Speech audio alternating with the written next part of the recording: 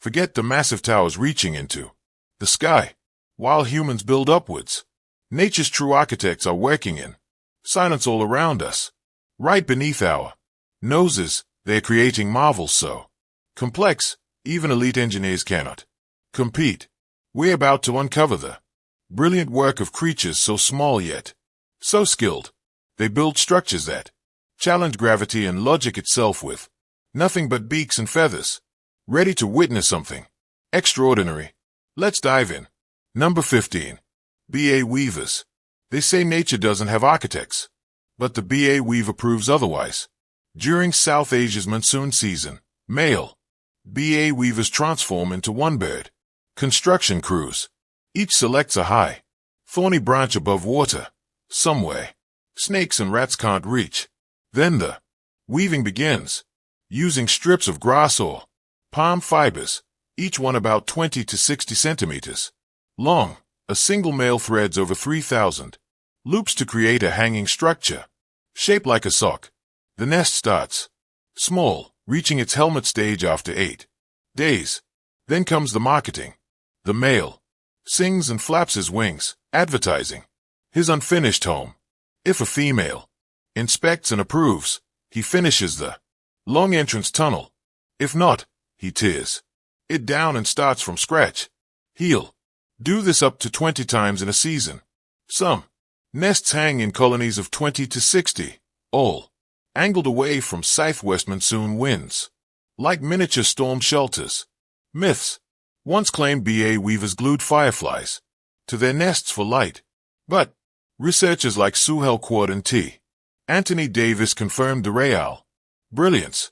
Males add clay or dung for reinforcement. No fireflies, just function. Even more revealing, nests higher up on thinner branches are safer, more successful. Number 14. Montezuma, or a pendular nest. And just when you think birds couldn't get more dramatic, the Montezuma, or a pendula, steps in like a hanging opera house stitched into the trees of Central America. Each female Montezuma, or a pendula, weaves her own nest from vines and fibers, suspending it from thin, high branches where predators don't dare. These nests can hang as low as 2 feet or as long as 6 feet. Seriously, their pouch shape works like a windproof baby cradle with a deep chamber that shelters her eggs from storms and climbing threats. In one colony, you might see 30 of these hanging pods. In another, 172. But inside each one, it's a solo mission. The female lays 2 dark, speckled eggs, but usually only one chick survives. Nature is beautiful. It's also brutal. Now, here's where myth and science blend. Local legend says Aurora Endulus build near hornet nests for protection. Turns out that one's mostly true. Wasps chase off cowbirds and parasites, while the Aurora's presence scares off bees that threaten the hornets. It's mutual protection, a natural alliance hidden in plain sight. And while females handle construction, the males, they don't just sit around.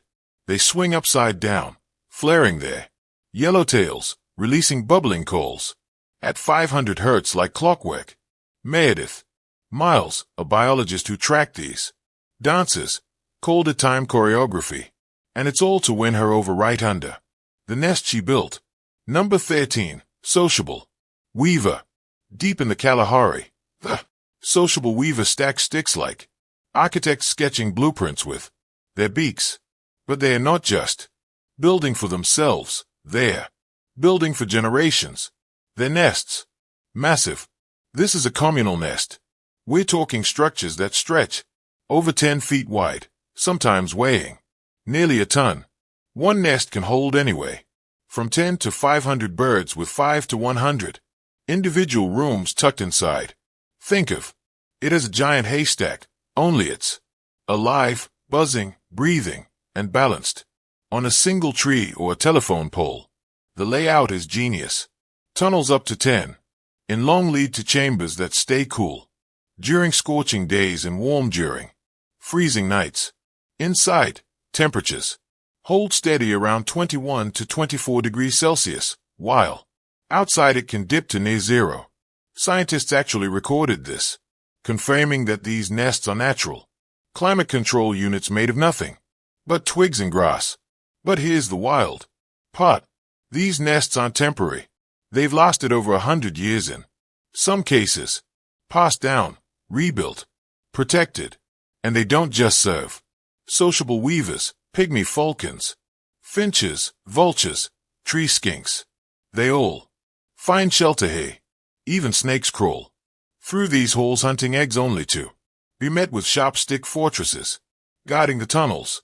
And the mythology in the Kalahari stories say these nests glow with life like sacred temples. And, in a way, they are architecture, survival, legacy. But if you think sticks and teamwork are impressive, wait until you hear about a bird that builds using its own spit. Number 12, cave swiftlets. The cave swiftlet, a bird so committed to design, it uses saliva as cement. These tiny birds live in the pitch-black caves of Southeast Asia and the islands beyond. No grass, no twigs, no leaves, just vertical rock walls and one tool, saliva thick enough to hold a nest in place like glue. They start by choosing a safe spot high on a cave ceiling. Then over 35 days, they build a small cup-shaped nest about 8 centimeters wide, layering strand after strand of hardened spit. Each structure weighs only 6 g, but can hold 2 eggs and 2 adult birds. That's efficiency and durability in pure biological form. Some of the largest cave systems like Jimang in Borneo hold thousands of these nests, clinging to the stone like white petals. And since the 14th century, humans have climbed up bamboo scaffolding to collect them for birds' nest soup. Once believed to grant youth, vitality, and power. 1. Myth claims red nests have stronger effects. But the truth, the red color, comes from guano acid, not magic. Still, there's a reason these nests became treasures. The swiftlet saliva contains rare glycoproteins and minerals, forming a natural bioadhesive that modern scientists are still trying to understand. But all that attention nearly wiped them out. Over-harvesting pushed them to the brink, especially in the Andaman Islands. Then came a turnaround. Caves protected from 2000 to 2008 saw swiftlet numbers jump by 39%. That's what happens when we stop taking and start listening. Now, speaking of ground-level design, there's another bird that builds its nest right into the forest floor. Number 11, the ovenbird. The ovenbird doesn't build in the sky, on cliffs, or inside caves. It builds right into the earth, quiet, hidden, and warm. And somehow this small ground-dwelling bird creates a structure that rivals any high-rise nest in strategy and design.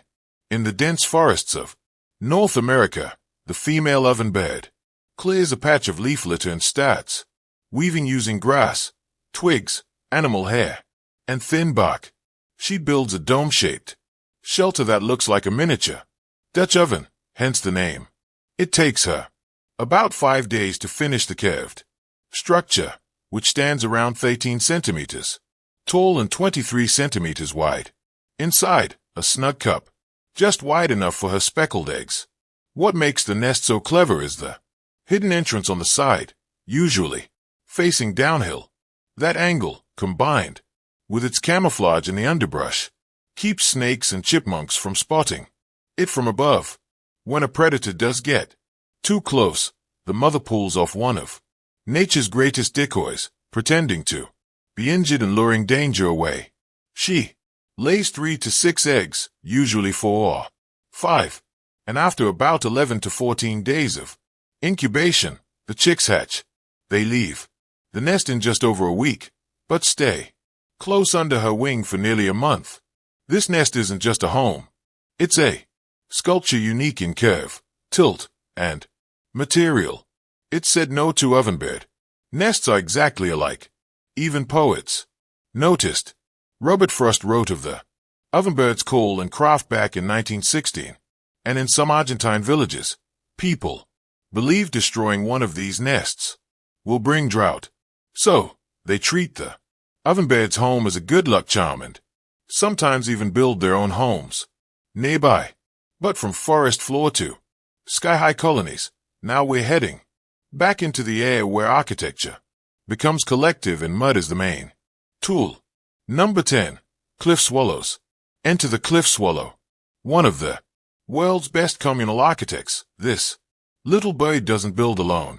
It brings the whole neighborhood using up to 200 mud pellets, each one carried in its beak from stream beds and puddles. The cliff swallow shapes an inverted, a hanging pod of clay with a long, narrow entrance tunnel. Each finished nest is about 8 in wide and 4 in tall with thick walls that insulate against heat and protect from predators. But the real marvel, these nests are never solo projects. Under bridges, cliffs, and overpasses, swallows create cities. Some colonies hold hundreds, sometimes even 6,000 nests packed side by side, and both male and female build, hatch, and defend their home like a two-by construction crew. Inside, they line the cup with feathers and grass, then lay 3 to 4 eggs, though sometimes 1 or even 6. Both parents share the duty of feeding chicks, which fledge after about 3 weeks. But not every swallow plays fair. Females have been known to sneak eggs into their neighbors' nests, a sneaky move called brood parasitism. Now, some folks used to think these nests were just fragile blobs of mud that would fall apart in the rain. Wrong. The design is deliberate, balanced, precise, and tested by time. A study even showed their center of gravity is so well placed it holds up like a mini fortress. Natural 3D printing pretty much. Now we're stepping into the swampy sanctuaries of the woodstock, giants that turn sticks into sky palaces. Number 9. Woodstock. Standing over 3 feet tall, the woodstock builds wide platform nests up to 5 feet across high in trees above the water. Both parents gather sticks and leaves in a rush, finishing construction in 2 to 3 days. They even line it with green leaves sealed by their own guano for extra strength.